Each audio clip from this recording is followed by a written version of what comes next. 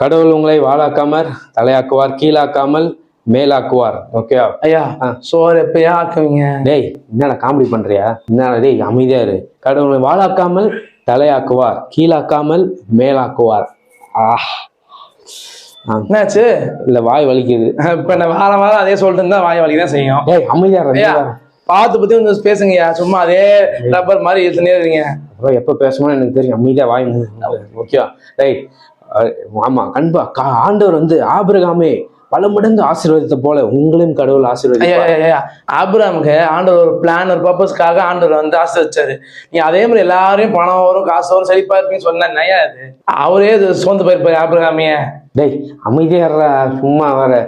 அவன் ஆபிரகாம வச்சாதான் எல்லாம் வருவாங்க. பணம்னு இருப்பான். ஆபிரகாம் எக்ஸாம்பிள் சொன்னாதான். எனக்கும் தெரியும் ஆபிரகாம் மாதிரி எல்லாரையும் பணக்காரன் ஆக மாட்டாங்க, எனக்கும் தெரியும். ஆனா அதுக்குன்னு சொல்லிட்டு நீங்க பிச்சை எடுப்பீங்க அப்படின்னு நான் சொல்ல முடியும்? சும்மா அள்ளி விட வேண்டியதுதான். அப்பதான் வருவாங்க சர்ச்சுக்கு அமைதியா. அதே மாதிரிதான் நீங்க கடவுளுக்கு பிரியமா நீங்க நடந்துக்கும் போது, வர்ஷிப் பண்ணும் போது, பைபிள் வாசிக்கும் போது கண்டிப்பா கடவுள் உங்களை அப்படியே உயரத்துக்கு கொண்டு போவார்.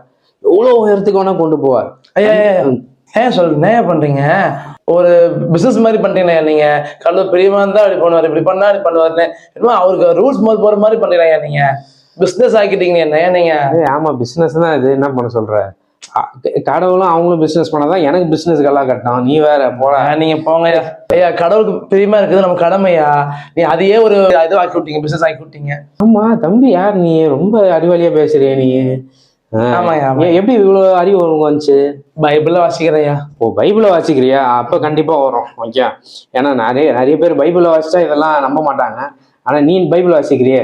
ஓகே. அவங்க பைபிள் வாசிக்காதனால தான் நான் என்ன சொன்னாலும் நம்புறாங்க. ஓகே. அதனால நீ அவ்வளவு புத்திசாலியா? ஆமாங்கய்யா. அப்படி நீ சர்ச்சைக்கு தேவையில்ல. வெளில கிளம்பு. ஏன்யா? வெளில போடா வெளில. உன்னை அடிக்குமா போ.